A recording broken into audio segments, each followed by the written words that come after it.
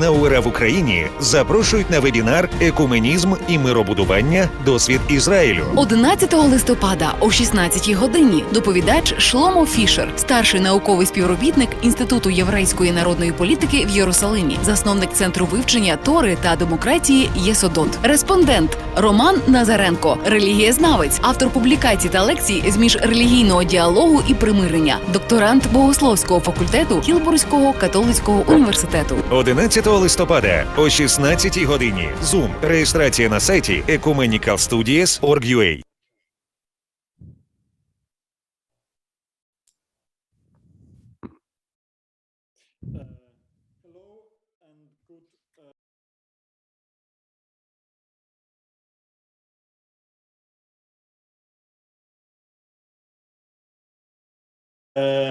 If you want to follow the event in English, you need to choose the button Interpretation and choose English from the list. Для тих, хто хочуть брати участь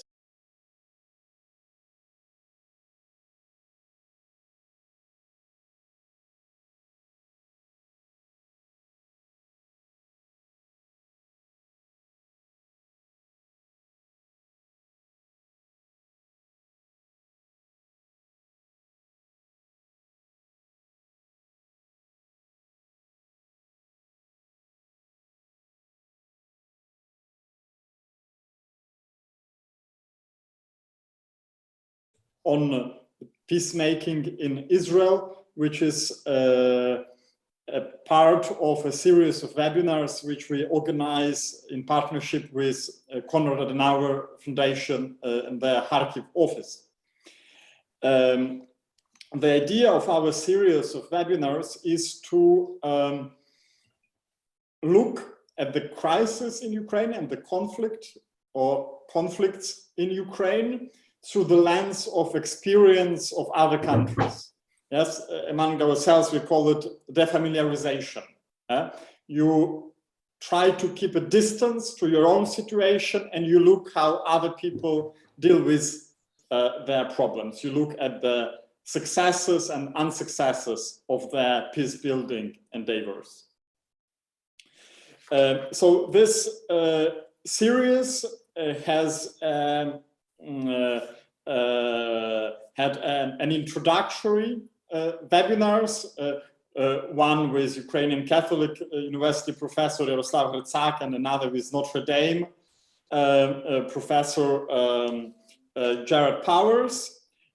We so far had one national case of reconciliation between Poland and Germany. Today we'll speak about Israel, and we'll have an Israeli perspective on this. And later on, we'll have a meeting on the Lebanon, on the Balkans, and on Northern Ireland.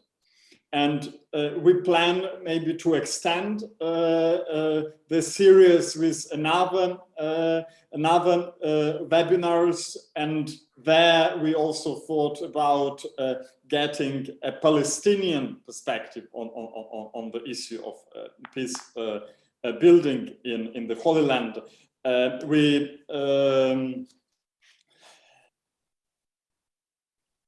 What will follow is around, I don't know, 15-20 minutes of presentation by Dr. Shlomo Fischer.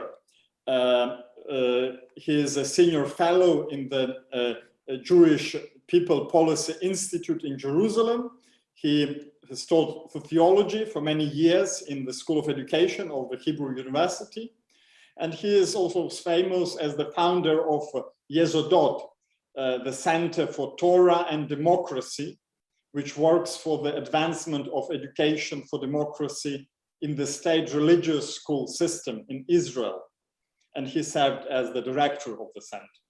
So he will speak to us about probably secular and religious approaches to peace building, which is also interesting to see how you can work in the same direction, but from different perspectives, but also question what are the strong points of a secular approach and strong points of more religious approaches. Dr. Fischer will speak for around 20 minutes, and afterwards we'll have a response to his paper by Roman Nazarenko. Roman Nazarenko is a theologian, is a scholar of religion, with focus on interreligious dialogue, peacemaking, and Islam. He is a doctorand student at the Catholic University of Tilburg in the Netherlands. Afterwards, we'll have a discussion. We have already some questions which people shared while making their registrations, but you are all invited to participate in the discussion by raising your hand or writing a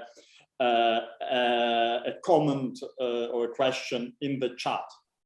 But before we start, I would like to invite our partners from Konrad Adenauer Foundation, the director of Kharkiv office, Brigitta Tribel.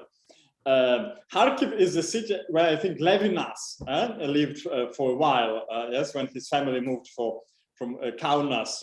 Lviv is a city where Martin Buber lived for a while. So we have like this Ukrainian-Jewish encounter in between Kharkiv, Lviv, and Jerusalem. So it's a great honor to be able to cooperate with Konrad Adenauer Stiftung, and I'm grateful for your support and help. So Brigitta, please, the floor is yours. Thank you, Pavlo. Szanowni Pani ta Panowie, it's a pleasure for me to join this lecture and the discussion about ecumenism and peace building, looking on the example of Israel. My name is Brigitta Tribel, and I'm the head of the Konrad Adenauer Foundation office here in Kharkiv, in the east of Ukraine. As a German foundation who's independent but who shares the values and the goals of the Christian Democratic Union, the party of the Chancellor Angela Merkel, one of our main topics is peace. In Kharkiv, it is for us an everyday question how we can find a way out of this conflict situation in the Donbas region. And of course, as a Christian foundation, we hope that religion and the denomination could take over a constructive role in this difficult situation for Ukraine. And I think it is very fruitful to look on international examples of peace building and reconciliation. So I'm looking forward learning more about the example Israel today. And I'm glad that we can continue with this event today, our cooperation with the Ukrainian Catholic University. Thank you, Pavlo and Irina, for organizing this discussion. I would like to wish all of us a fruitful event and discussion. Thank you. Дякую. Yes, thank you very much, Brigitta, for being with us and for supporting this project. Can I ask now Dr. Shlomo Fischer for his paper? Okay, thank you. Thank you for inviting me. It's a great honor to be here. I'll talk about, I'm going to give a little bit of a framework background about peace building in the Middle East, in Israel and Palestine in general. Like I said, I think it's very important that there be a Palestinian perspective because it takes two to tango, and this is a little bit strange, talking about peace building just from an Israeli perspective. Okay, so in 1993, we have the Oslo Accords. The Oslo Accords, I'm going to talk about the general principles. I'm not going to talk about the nuts and bolts of the actual negotiations. But the Oslo Accords, which was the mainstream peace initiative, which was led by secular elites, both from Tel Aviv, from Jerusalem, Tel Aviv on the Israeli side, and from Palestinian elites in Ramallah, that failed.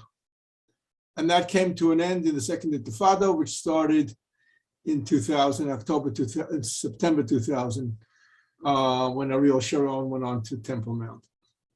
So basically, we have a major initiative which people had backed and hoped for since the 1970s, which came to a failed end in the 2000s, up to and including around 2004 and 2005. So while there are people and there's a population that supports peace, there is no secular initiative in play at this point. That is in part because of the Netanyahu governments, which have been in power for 12 years. But more than that, it's also in part because there's a loss of confidence in the Israeli public, and I think in the Palestinian public, in this particular path of peace. So we have now a sort of coexistence. There's a Palestinian Authority in the West Bank, there's Hamas in Gaza, and there's the Israeli military authorities in the West Bank. Okay, so what were the principles of the Oslo Agreement? First of all, that it's an agreement between states, i.e. an intrinsic part of the Oslo process and of the secular peace process is that you make an agreement with states. This is modeled on the peace agreements, the successful peace agreements that Israel has with Egypt, the more or less successful peace agreement that it has with Jordan, and now the new agreements with the United Arab Emirates, which was just signed recently. And the idea is that a peace agreement with a state is a permanent type of thing because a state can be held accountable. A state can be held accountable to a violation, to an abrogation of the treaty. And this is very important to Israelis. So the Palestinians didn't have a state. Israelis are very inventive and resourceful. Everybody knows about that, high tech, all that stuff. So the Israelis said, okay, so we'll make a Palestinian state and then we'll sign with the state. So that was an intrinsic part, and we presumed that the Palestinians would be interested in a state. Some of them are, but maybe some of them aren't. Okay, I can tell if we get into the discussion, I will add an anecdote that we had concerning this. Okay, B, since you have a state, and there's a Palestinian state in which the Palestinians Є палестинська держава, і саме завдяки їй палестинці мають національне самоутвердження. Of the land and the separation. Those are the principles, in other words, that I'm going to come back to this. Land is conceived of in Cartesian terms. In other words, there's intensive matter and there's extensive matter. Land is extensive matter, intensive matter is mental matter. I'm going back to Descartes. And land is extensive matter, and it can be infinitely divided. You can take a meter and divide it into 10 parts, 100 parts, 1,000 parts, 1,000,000 parts. It makes no difference. It's all quantitative. So we have two claims to the land. What do? We divide it. Reach a compromise, divide it. Maybe it wasn't so equal, maybe what, doesn't matter. That's the principle. What's the second principle or the third principle? States, division of land. Third principle is separation of populations. There's a Palestinian population. They live in Judea and Samaria or the West Bank and in Gaza. They should stay there.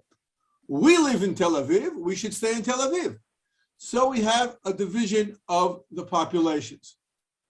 right? And that's an important, and while on the one hand, okay, so on the one hand, you have within the secular peace camp, you have an approach which is also based on Alport, right? Alport, based on Alport, right? The Nature of Prejudice, the standard textbook in social psychology on prejudice and intergroup relations. Alport says that intergroup hostility, is caused by lack of knowledge, lack of familiarity. You have contact with them. So in other words, the hostility is basically irrational. If you get to know each other, then you'll find out that really you're very much alike and there's no basis for the hostility.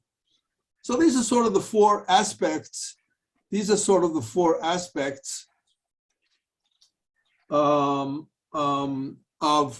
the secular peace process, which I said has come to an end. But that's the mainstream. That's the establishment.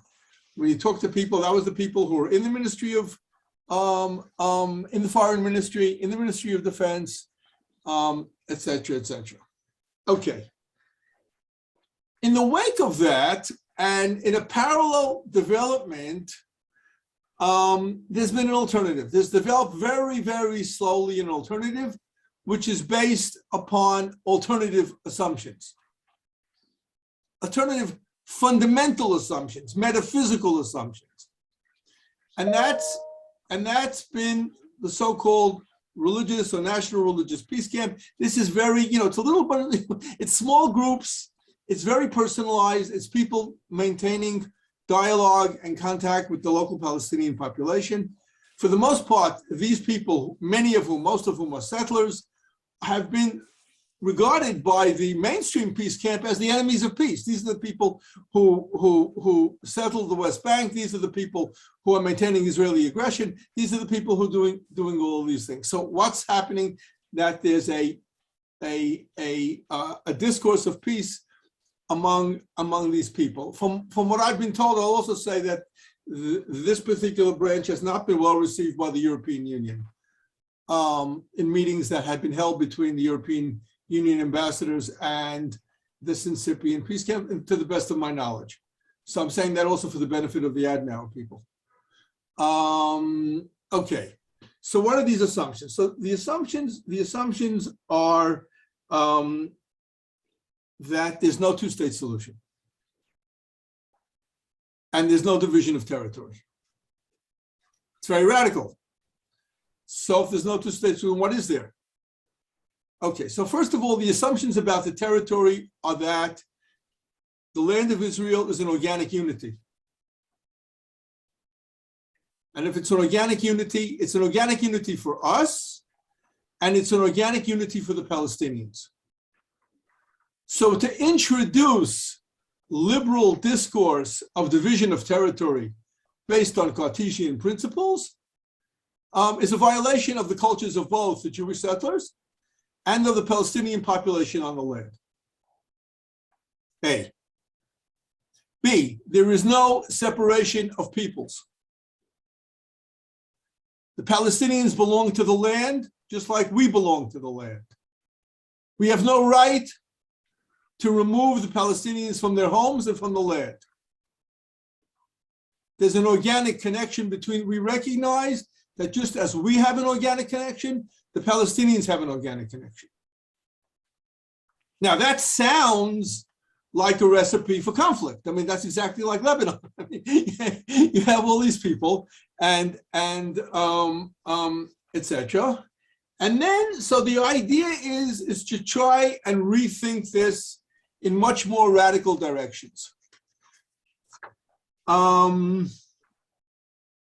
Okay, so the idea is, first of all, what we want to do is to live together with the Palestinians. I don't represent this, by the way. When I say we, I mean it in terms of the presentation.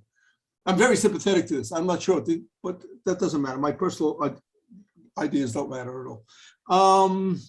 Okay, so the idea is to live together with the Palestinians.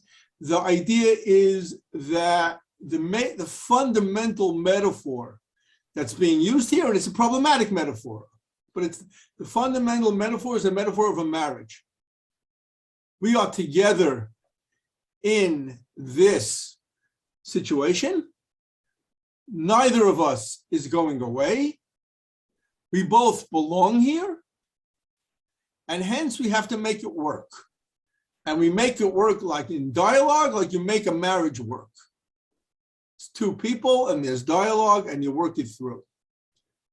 So this approach is on the one hand, very practical, very non-messianic. In other words, that whereas, and it's been charged, the liberals have been charged with a sort of type of messianism, that we have a peace agreement and magically everything disappears.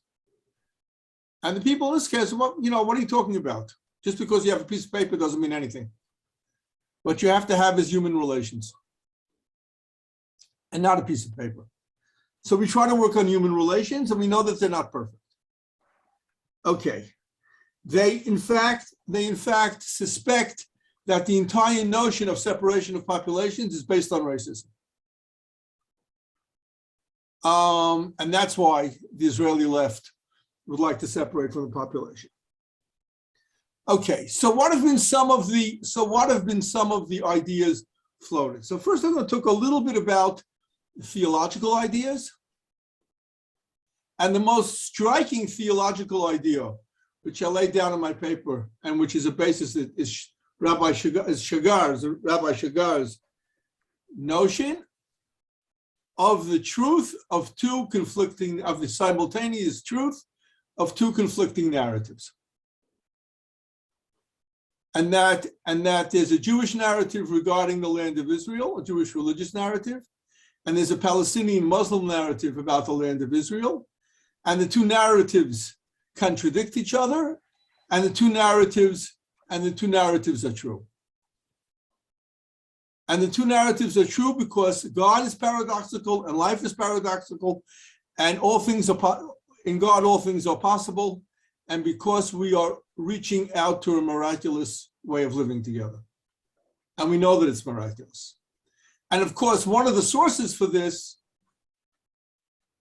line of thinking theologically, and this is explicit in Shagar and in his colleague, Rabbi Froman, both of whom have passed away, but are in many ways still with us. This, of course, the inspiration for this is Rabbi Nachman of Bratslav. And his writings on this subject. Okay, that's number one. In other words, number one is the paradoxical, the relativity of truth and the paradoxical bozmanit, simultaneous truth of two contradicting things. I should have said that last, but just to give you a sense of the types of things that are being discussed. The second thing is dialogue with the other and the anti-triumphalism of some of this. This is the theological anti-triumphalism. You have to understand what this means in Israeli context. Religious, I alluded to that in the paper that I passed in. I don't know how many people saw it. I assume that Roman Nazarenko saw it, but I don't know if other people saw the paper. But in any event, there's this notion that religious Zionism is a triumphalist theology. It talks about redemption. Jews use the word redemption, Geulah, not Yeshua in a national context. It talks about redemption. It talks about that the Jewish state is to be the carrier of divine ideals, and that is to be the end of history. That's a very triumphalist thing. Shagar keeps on insisting that no matter how much we accomplish here, there's an infinity separating us from the fulfillment of divine ideals in all their fullness. And as a result, we cannot really fulfill divine ideals. What we must do is be aware of the shortcomings and be aware of the fact that God, in his infiniteness, in his overflowing power, etc., is not to be encompassed within one religion. And we have to engage in dialogue and work with other religions to learn more of God's truth, because we don't have an exclusive view of God's truth. This is part of the basis for the dialogue with the ongoing dialogue with Islam and with Muslim figures that this is accompanied by. How much time do I have? Okay, I don't know, whatever it is, it is. Yes, to take another, whatever, 5 to 10 minutes. 5, yeah, okay. Now, so then, out of these ideas, which are the importance of the reaffirmation of humility through the revival of the idea of the exile, of the galut. In other words, that traditionally Zionism had been conceived of as the polar opposite of the galut. And over here, people are saying, no, that there's a dialectical relationship between them, and that even Zionism has to have a moment of galutiyut in it, the moment of exile, so that it makes room for another. If there's no room for another, if it's totally triumphalist, then there's no room from another. So we have to incorporate in our history dialectically an Aufhebung of the galut as well, and of different perspectives. These ideas have basically led to the most, anti-triumphalism, simultaneous truth of conflicting narratives. See the sum of the overflowing infiniteness of God, which can't be captured by any one tradition, etc. These are some of the underlying theological issues which underlie this thing, and hence, in partnership with other groups who are not necessarily religious, one of the leading ideas on the table now is the idea of one territory and two states. Now that contradicts everything in European history since Westphalia. Since 1648 in Westphalia, the notion that you can have two sovereign entities on the same piece of territory is a contradiction in terms. And that too is part of and rests upon the idea that you can have two conflicting narratives which are true at the same time. So what we have here basically is, and I should say that my perspective is more theological, but I'm working with people whose perspective is more anthropological, and I work from above, they work from below. It's different perspectives. We get different ideas about how this works. But so there's a notion on the one hand that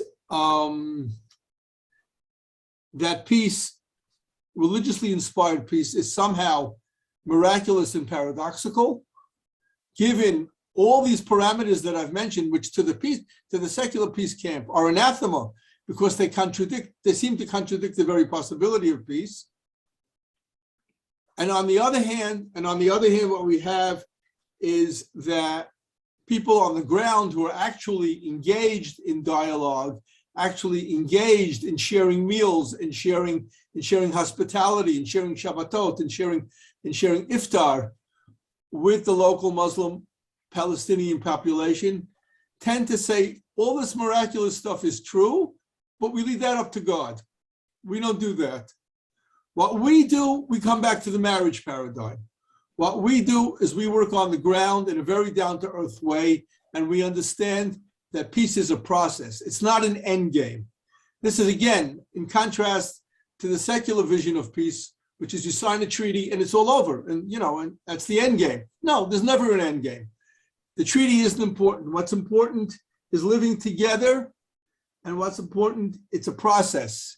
And of course, it can have problems, it can have failures, it can have things like that. And it's not perfect, and it won't be perfect, because like a marriage isn't perfect.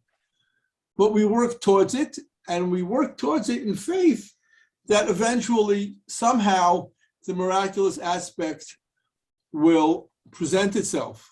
These are people who believe. These are people believing people. And they believe in the miraculous aspect. And hence, so you have this sort of dichotomy within this.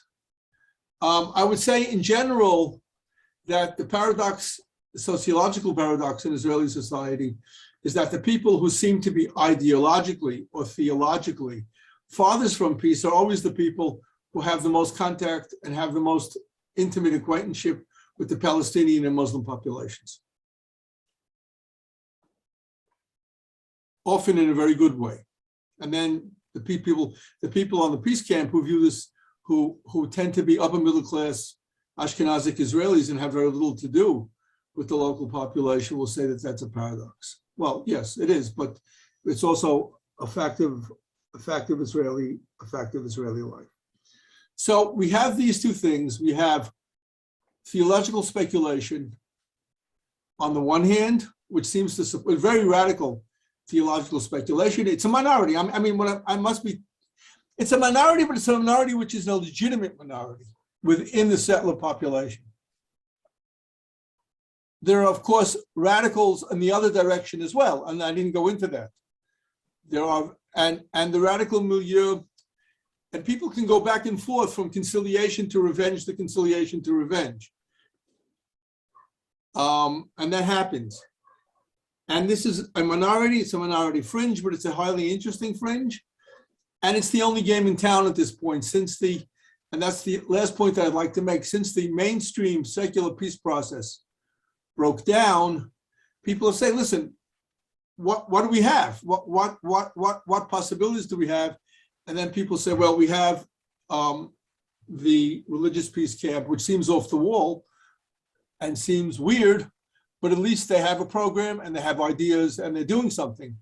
And nobody else is doing anything since the failure of the Oslo agreements 20 years ago, 19 years ago. I think I'll stop here. I mean, I hope I was clear. I hope I wasn't too disjointed. If I was, then you're invited to ask me. I'll try and clarify. Thank you very much. Thank you very much, Dr. Fischer, for your paper. So I'm tempted to comment, but since we have Roman, who is impatient to be a respondent, I pass the floor to him. Thank you, Pavlo, and thank you, Dr. Fischer, for your interesting presentation. Pavlo, let me know, so I can speak in Ukrainian too. Am I right? Yes, you can speak in Ukrainian, yes. Okay, and those so it will be translation. In English need to select a button, interpretation. Yeah, okay. So first, отже, в першу чергу я хотів би подякувати. So first of all, I would like to extend my gratitude to Dr. Fischer for this deep and inspiring presentation, because working in the sphere of interreligious dialogue, mentioning this Israeli and Palestinian Israeli-Arabic conflict, I always come to the conclusion that religion plays a very significant role. And this is what Dr. Fischer began from, that it's difficult to speak about this conflict from the only Israeli perspective, not taking into account Palestinian perspective. I work in the sphere of Islam perspective. I can give some insights, but of course, I will not speak on behalf of the Palestinian side. It somehow ricocheted in me that when you mentioned Shimon Rosenberg's perspective, and you mentioned Zionism and presented some Jewish vision of these perspectives.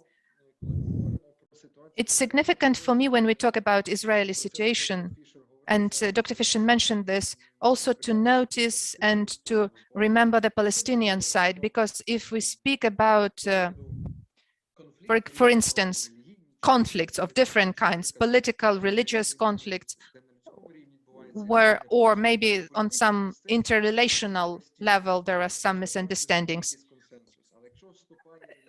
But if we have a religious factor in play, it's usually a very difficult thing, and the conflict resolution becomes difficult.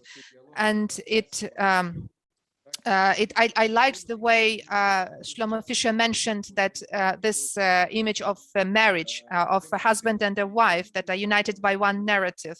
And frankly speaking, while working in the sphere of interreligious dialogue, I can say that this is not a very widely spread narrative.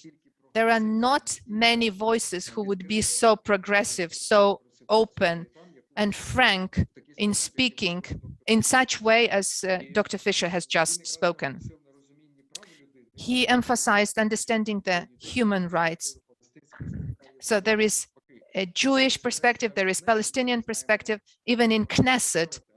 We know, correct me if I'm wrong, there is an Arabic party. So this is the price you pay for democracy. It's openness. That one side, oh, even two. Dr. Fischer shows that even two. There is openness for dialogue. At the same time, talking about religions, we know that there are some stones.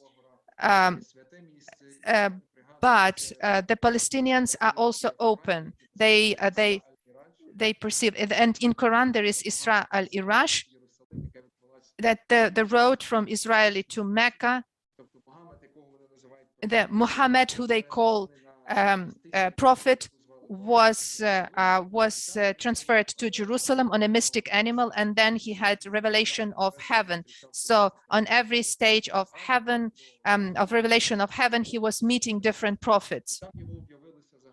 And there he had a revelation of the afterlife, after death life.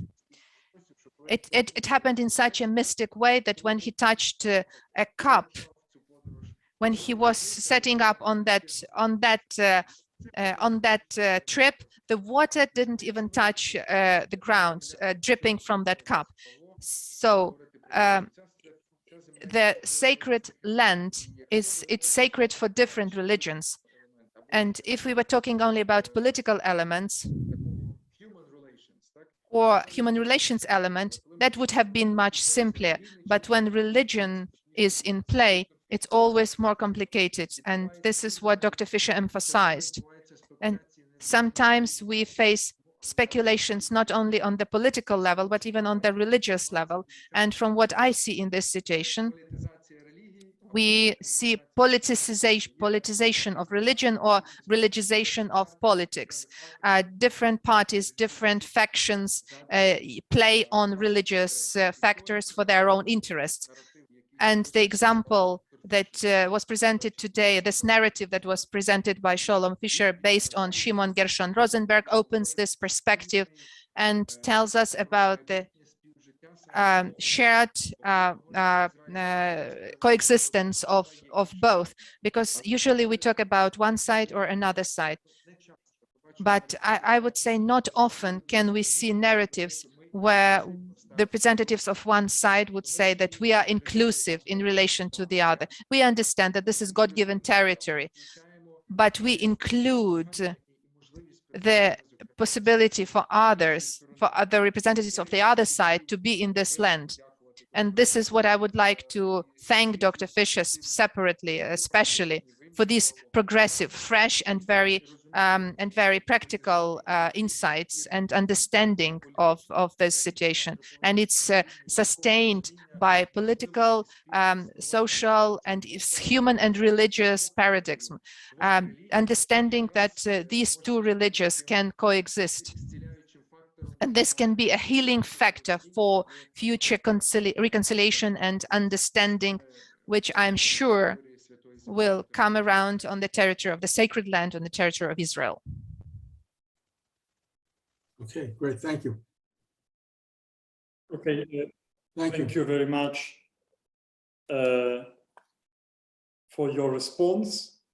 We will have some time for discussion now. So what I would like to do is to invite all of you to raise a hand or write your question, comment, observation in the chat.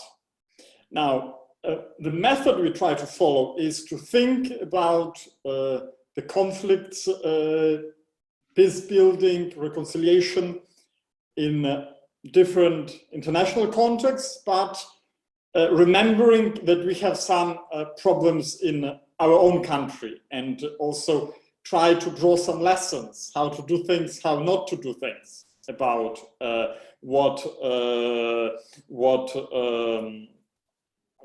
in relationship what is going on in other countries. So what struck me a lot in in Dr. Fischer, can you hear me? Yeah. Yeah. In Dr. Fischer's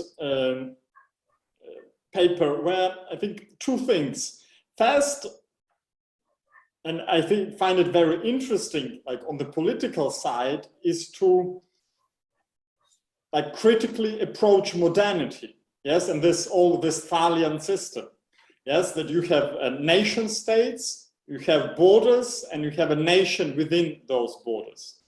Now, once you are a minority in a country, yeah, you don't know how to deal with this system. Yes, I remember, I think Amos Oz once said that the Jewish people, like, we never wanted to be a nation, but to have a flag,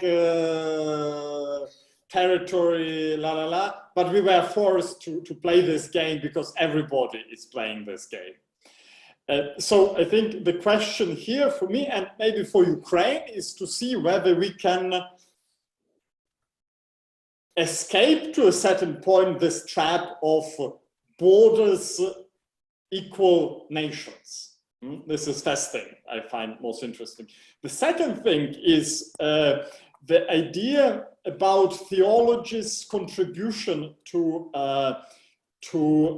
peace building, and this idea of two narratives that can be both contradictory and true, because God is paradoxical.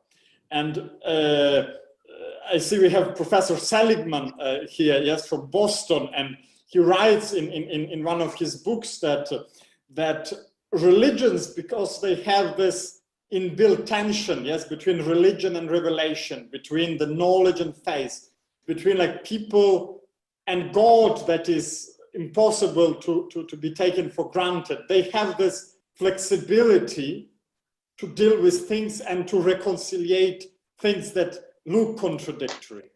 And I think that this is also something we can reflect upon in more detail if we have time. Yes, how religions, churches can play this not relativistic, but I don't know, maybe pluralistic game and give their contribution.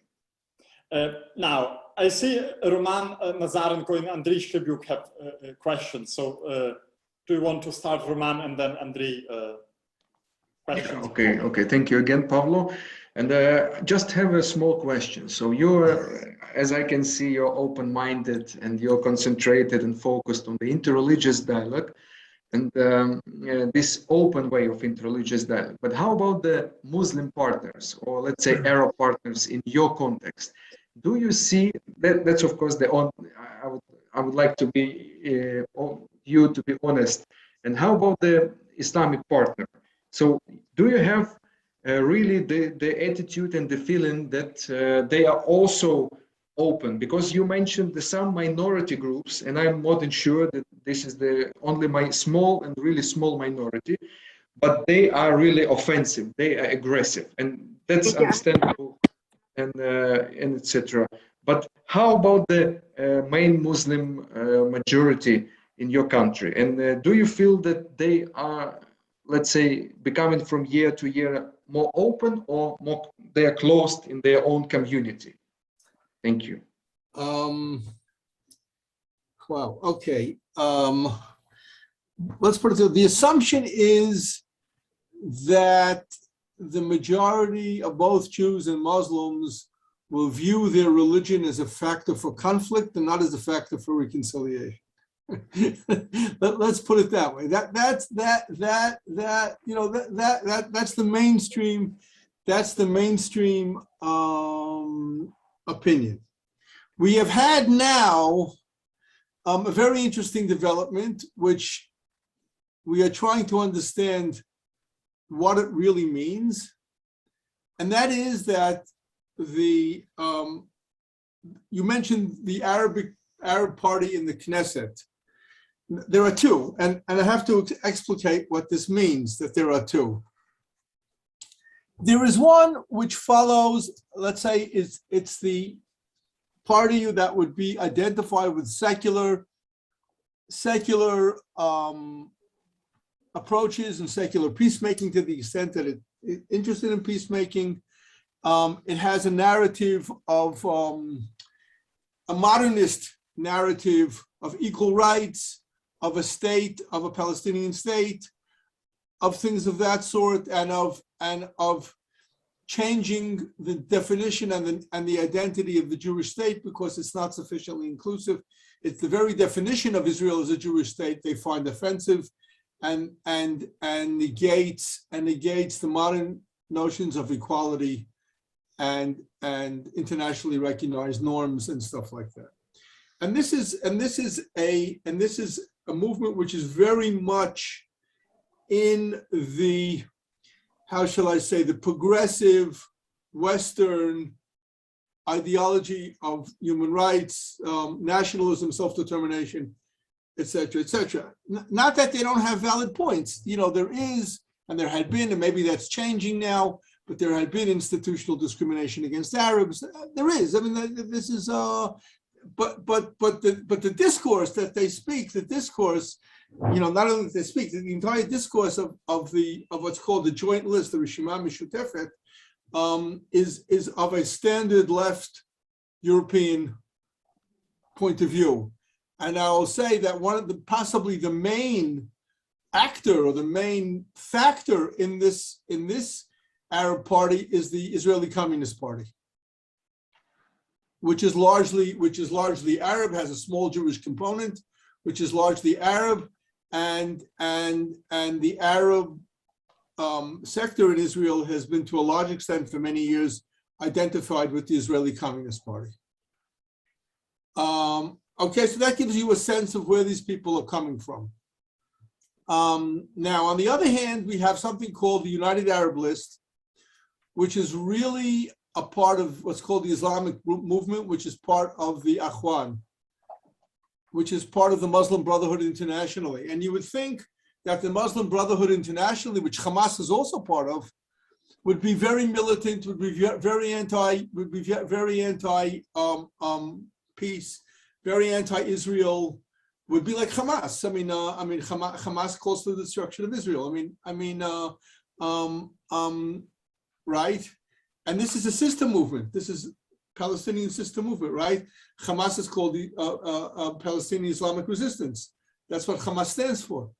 So, and nevertheless, it's Ra'am, it's this United Arab List, which comes out of a traditional religious understanding, a non-communist, non-progressive, but a traditional Islamic understanding, which has joined the coalition now in Israel for the first time in Israel's history. Not only do we have Arab representatives in the parliament, we have Arab members of the coalition. And it's not the left, not the progressives, not communists and socialists, etc., not secular people, but traditional religious people whose primary orientation is tradition and religion. So that's an amazing, and nobody, and people have ideas about what that means. I don't know if anybody knows, including the people who are doing it, including Abbas, including Mansour Abbas, who's the leader of this party. I don't know how conscious he is of what he's, if he himself understands. It's almost Hegelian, this thing, that there's the cunning of history that the actors may not understand what the final migama is. So, and in a certain sense, this makes sense because, again, religious people are very practical. Mansour Abbas wants to solve practical problems. The coalition will enable him to solve practical problems of families, of housing, of youth, of things, of drugs, of things of that sort, of crime. And that's what religious people are focused upon. They're focused upon practical problems. They're not focused upon abstract ideology derived from the French Revolution. So you're getting I mean, I didn't talk, but in the larger sense, yes, peace building extends within Israel itself. And this paradoxical, again, it's paradoxical. It's the most, people affiliated with the Muslim Brotherhood are the people who are now in the coalition in Israel. I mean, you think of what that means. So the possibilities of the possibilities of paradox here are amazing. I mean, and this is. And of course, and Abbas is the person who now can say that he got a $30 billion shekel commitment to investment in the Arab sector in Israel. He got it, not the communists. Thank you very much. Religious people got it, not secular, not secular. So this is an amazing thing. And I can explain this, but again, I can't explain it. I mean, I know a little bit about it, but I'm just putting this on the table as further evidence of the paradoxical nature of this entire enterprise. Yes, thank you very much. So I will then give the floor to Andriy Shklebyuk, who is at the Ukrainian Catholic University and who is a musicologist, translator from Asian languages, a theologian, and many other things. Andriy.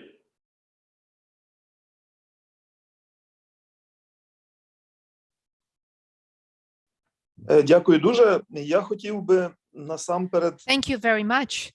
At first, I would like to specify the question of peace, what we are talking about, because you see in the contemporary Belarus, there is peace, but this is peace at the cost of suppressing the bulk of human rights, although to an outsider it may look peaceful. For me, it's very significant because I would like to pose a question to you.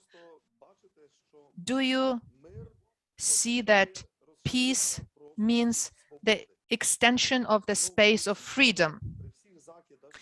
With all the buts, with all the although that we can tell to Israel, Israel is the country where mosques can exist, where Arab parties can exist in the Knesset, in the parliament, while, as we all know, it is difficult to imagine synagogues somewhere in Yemen or Saudi Arabia. And as for me, the very existence of the state of Israel, with all its flaws and drawbacks, with all the evident vices, the very existence of Israeli state in this Middle East context is, in a paradoxical way, an extension of the space of freedom. Doesn't it mean that if we dare to strive for a very radical peace with Arabic autonomy in different ways, for example, with Judea and Samaria, or maybe the Gaza Strip, this space of freedom will evaporate, disappear, and the very Palestinians in Judea and Samaria will not have where to travel to earn money, because we know that they massively earn money in Israel. Maybe it's a too sharp position, a too sharp question to pose, but for me it's a very significant way to think of peace as the way of extension of peace. And for me, Israel is a rather more peaceful country than those groupings that still believe that Israel has no right to exist and has to be extinguished from the face of the earth. Thank you very much. Okay. Thank you for your question. Okay, so first of all, when we say peace, we mean peace together with freedom. We don't mean peace because people are being oppressed. That is for sure. We don't mean that. We also know, and this is in support of the position that you enunciated, we also know that the Arab citizens of Israel, even though they support a Palestinian state, probably do not want to move to a Palestinian state. And when such suggestions are made, they get very offended and they say that they are full citizens of the state of Israel and nobody can take away their citizenship, and they are of course correct. But I'm just saying that they, no matter how much they identify with the Palestinian cause, they do want to stay within the state of Israel, which does have basic freedoms, which does have, on the other hand, and this is that we know ourselves, we know from our history that political independence was more important to us than standard of living, was more important to us than jobs, was more important to us than economic well-being. And we assume that for Palestinians it's similar, that even though if a Palestinian state does exist, they will may suffer economically, and might suffer in their standard of living, etc., etc. We don't think, I think it's patronizing and unrealistic to think that they will give up on a Palestinian state for that reason. We cannot police Palestine or anything like that. And I would say that the occupation, it is an occupation. What's going on in the West Bank is an occupation. We may not have much choice or whatever, maybe do, maybe we do, maybe we don't. I won't go into that. But it is an occupation, and it has unpleasant and oppressive sides to it. There's no question about it. Now, maybe these are justified, maybe they're not, but to have soldiers break into your house in the middle of the night with a search warrant looking for somebody, or without a search warrant looking for somebody, and they break all the furniture and they wake up the children and they do this, it's not a pleasant experience. Now, maybe it's justified, but it's not a pleasant experience. And to wait at a checkpoint for 2 hours in the sun is not a pleasant experience either, and can't get to work. It's an occupation. I'm not justifying, I'm just describing that there are decidedly unpleasant aspects to the Israeli occupation, and maybe, you know, there are people here who would describe it in much stronger terms than I am. But it's an occupation. And if we could move past the occupation to some sort of solution, that would be preferable to Israelis and to Palestinians, I believe, if we could. This is all a very iffy business. When people, I'll just say that when people, 1993, there was a lot of enthusiasm, and now 20 years later or 30 years later, a lot of that enthusiasm has unfortunately evaporated because it hasn't worked out as people had hoped it would. I hope I answered your question, Andre, Dr. Shrabayuk. תודה רבה, ще раз. Ну, я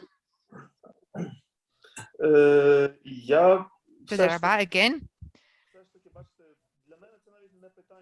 You see, for me, it's not even a question, it's rather an observation. I'm thinking over it that we have a very similar situation with Donbass. In Donbass, we have a kind of Gaza Strip. Everything is very simple. I live in a very Ukrainian city, the city that takes pride in its Ukrainian identity. But in this city, people who speak Russian can exist. They can freely speak Russian without facing danger, without endangering their life. Meanwhile, in Donbass, it would be much tougher for those who would like to represent the Ukrainian identity there. I'm speaking about simple things. It seems to me significant to unite peacemaking with spreading the space of freedom. Thank you. Okay. No, so I'm just saying, I mean, the idea of two states on one territory would make that concern unnecessary. In other words, it would be clear that Israelis can speak Hebrew in the land of Israel and conduct their lives as Jews freely in the land of Israel. And it would be clear, hopefully, that Palestinians could speak freely and conduct their lives. That would be, now, is this possible? I don't know. It's paradoxical. But at least from the point of view of the ideal, it would be clear that we're talking here about peace and freedom together, and not peace and oppression, not peace on the basis of oppression. Thank you very much. Now I would like to invite Father Georgi Kovalenko.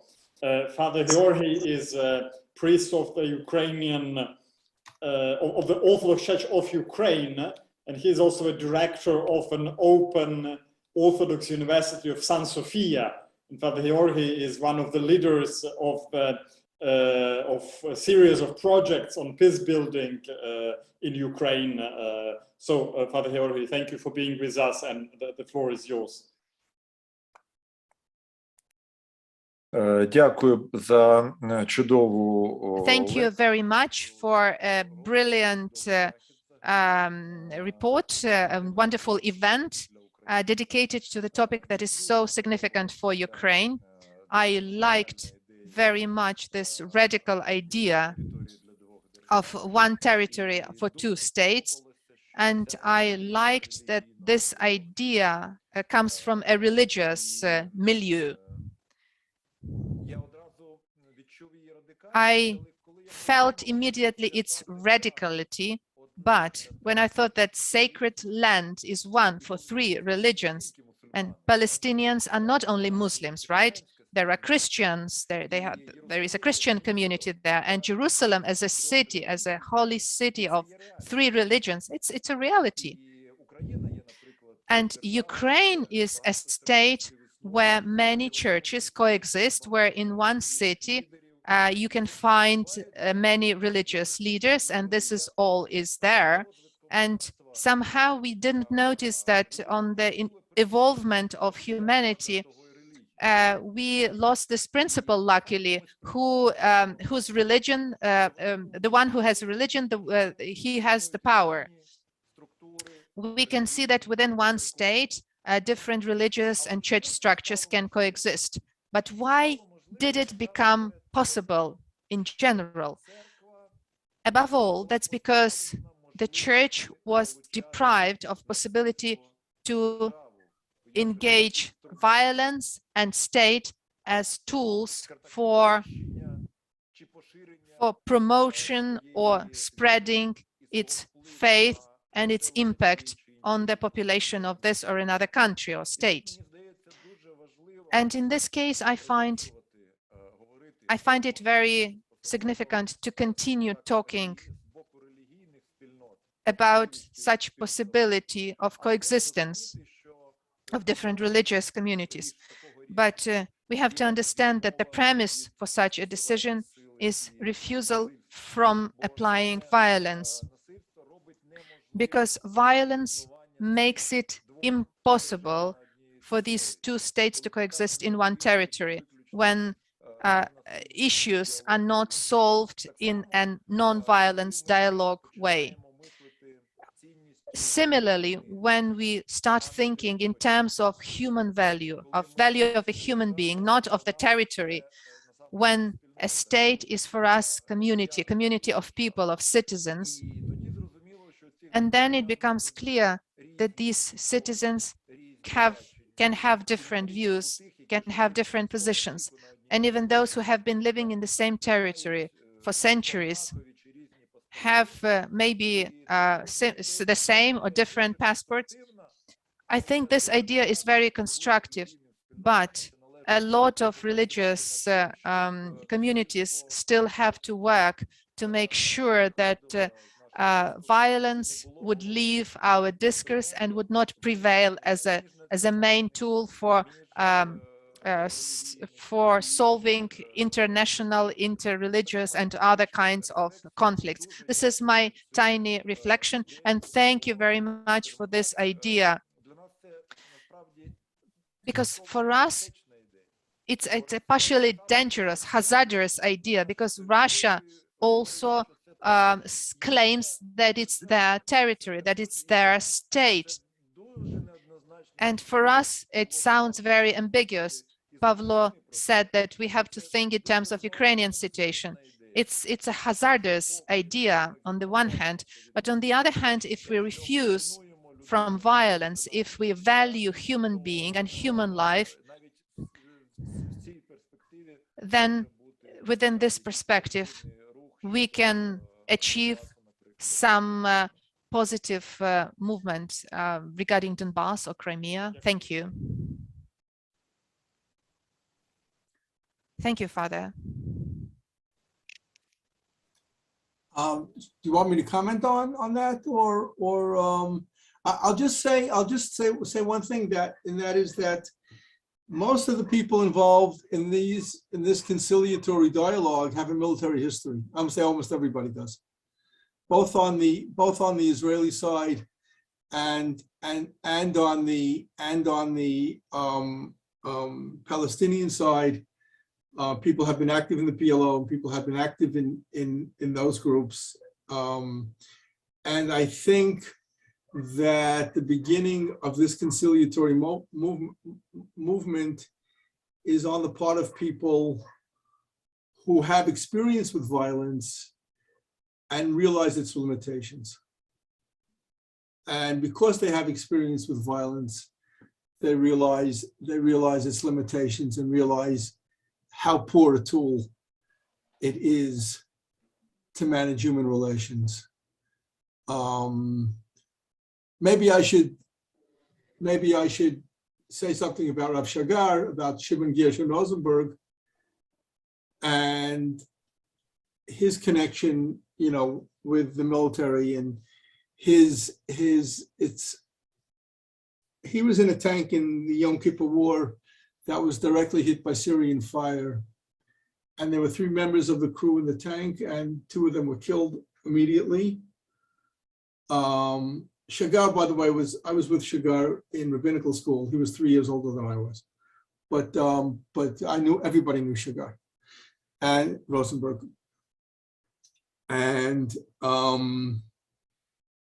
he pulled himself out of the tank with 3rd-degree burns. And he contemplated, and he sat there. He was rescued or taken to safety by another famous rabbi, famous head of a rabbinical academy, Yaakov Meidan, and everybody knows that story.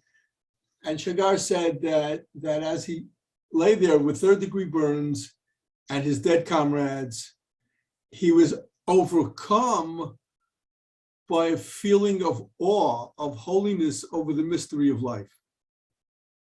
And that that conjoined in his mind with the mystery of the Holocaust.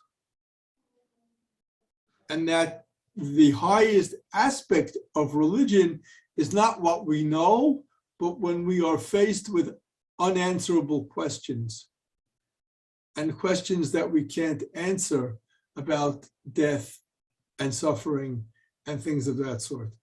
And it's from that position, that existential position, that Shagar developed this notion that religion, the heart of religion, is not triumph and knowledge, but rather paradox and humility before things that we can't understand. And that was directly related to his military experience. So I don't know, I think that's a response to, I can't read the Cyrillic, so it's hard for me to further. So I will translate this for you. Would you suggest some works by the authors you mentioned? Yes, Shagar and others. They're now starting to be available in English. I will try, I'll get them to Irina, to Pavlo or somebody. I'll try to get some titles in English. They're now starting to come out in English, to the best of my knowledge. Okay, thank you. Now, and then we will pass to Father Georgi. So we have 2 questions which I would like to select from the questions that people proposed while registering for this webinar. So one question is from Irina Yushishina from the Department of Theology and Religion at the Drahomanov University in Kyiv. And she asks how the interreligious dialogue, what role does interreligious dialogue play in all of this? And should this dialogue be more theological or more social? So how you can see the interplay between the social and theological dimension of this dialogue. So this would be the first question. And the second question from Volodymyr Volkovsky from the Institute of Philosophy of Skovoroda, the Academy of Sciences of Ukraine. He says that sometimes you need to defend your principles, your convictions, and sometimes you need to defend your convictions even with violence. So how do you combine this allegiance to your principles with, which sometimes need to be defended violently, with allegiance to the work of peace, to the question of peace? Okay, I'll take the last question first. Listen, we've been fighting wars for the last 120 years. We've been fighting 6, 8, 10 wars. It's the most natural thing in the world for us to fight wars over our convictions. And everybody has red lines which nobody will, which we will fight for. And that's clear. That's obvious. That's embedded in the history of the place. Both the Palestinians have it, the Arabs have it, we have it. That's very clear. The idea is, can we get beyond this? We know how to do that. We know how to fight. We know how to make war. We do this all the time. You know, you should be in Israel in wartime. You'll see. Everybody knows how. Everybody knows what to do. Everybody knows. Everything's clear. Everything's. That's not. You know, what's exciting and challenging is not to do war. We know how to do war. That's what we're good at. I mean. The idea is, can we get past that? In these things, and can we get past that in a new and fresh way? How to do that? So I'm sorry. I mean, I hope you weren't offended, but I'm saying that's you know, yes, we do have red lines. We will defend them. We have defended them. Everybody knows how to do that. Interreligious dialogue is now. Let's put it this way. Until very recently. Until 20 years ago, when we started in Yesodot, we were the first ones that started dialogue between groups of religious people. Because it was always assumed, the assumption in Israel was like the assumption from the John Lennon song, Imagine, that ethnic identity, religion, God, particular identity, just interfere. And if we can get rid of everything, if we can get rid of religion, get rid of national identity, get rid of everything, then we would just be people and we would all get along. We wouldn't have to have that. And hence, the assumption always was, and this is in the secular left, and the secular left that was informed, as I said, to a large extent by communist and Soviet ideas, what was that? Religious people can't have dialogue because they're too entrenched, they're too intransigent, they're too committed to absolute values. And we said no. We said, on the contrary, we said that the fact that we have strong identities gives us the freedom, and it gives us the confidence and the freedom to engage with the other. The other doesn't threaten my identity. I know who I am. I know what I am. I want to hear what you're about. I don't have to strengthen myself. I know I live in a secure community. So we said we were the first ones that said we want to have dialogue between religious people. And since most of the population of Israel and of Palestine is closer to tradition and religion, so in effect, this can potentially affect a much broader population. Because most of the population is traditional. And even if they wear tight jeans and stuff like that, and you know, is traditional, is in a mindset that's faithful, etc. And we want to bring the religious people into the dialogue because that's the greatest potential. I hope that was. I just wonder about, when I think about your situation in the Ukraine, I just wonder about what it's like to deal with a great power. And that in Donbass. Sorry, can you repeat? With great? A great power. Russia is a great power, for better or for worse. Russia is a great power and has great power considerations. And I think, in that sense, I'm not sure that the Ukrainian situation. I'm just voicing my thoughts on this. I know nothing about this, but it seems to be that there's a difference in the situation between Israel and Palestine, which, in the final analysis, are minor countries, and being in the Ukraine and having to deal with Russia and with Putin vis-a-vis the Donbass. But I think I admire your optimism. Yes, thank you very much. Maybe I spoke out of turn. I'm not so sure, but that's, I've been reflecting on your desire to draw a comparison. Yeah, I think that's a part of the difficulty here. This is the asymmetry, yes, if you want, between Ukraine and Russia, and the question to what extent you can discuss on equal terms. Right. And that's probably impossible. But okay, that's a situation we need to cope with.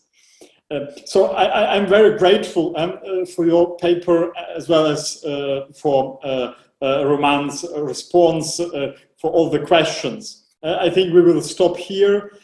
Before we end, I would like to announce two things. First of all, we'll have another seminar within this series, which will be on the 17th of November at 5 p.m. Kiev time, and it will be on Lebanon. And we'll have Dr. Antoine Fleifel, who is a thinker from the Lebanon, who lives in Paris, and he directs the Institute of Oriental Christians there.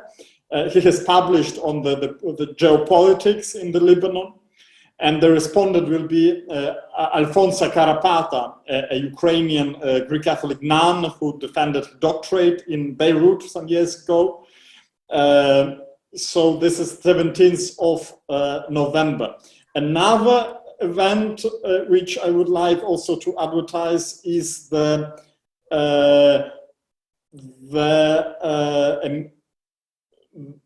25th and 26th of November to the two-day conference on Polish-German reconciliation.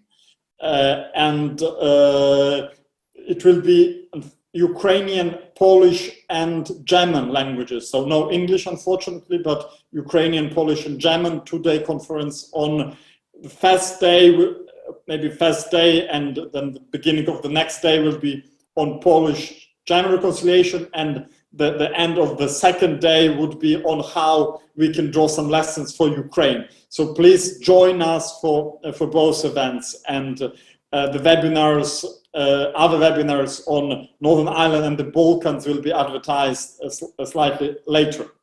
So before I close, I would like to thank Konrad Adenauer Foundation and the Kharkiv office for their support. I would like to thank Helena Pastushuk, who was our interpreter and who made conversation possible. So thank you very much, Hayo. I would like to thank the technical support, Oleg Vanyo from Media Lviv, the PR manager, Marta Bilska, and our own Irina Kitura for bringing us together and making this project work. So thank you very much, and have a nice evening. Thank you very much. Thank you. Thank you. Thank you very much.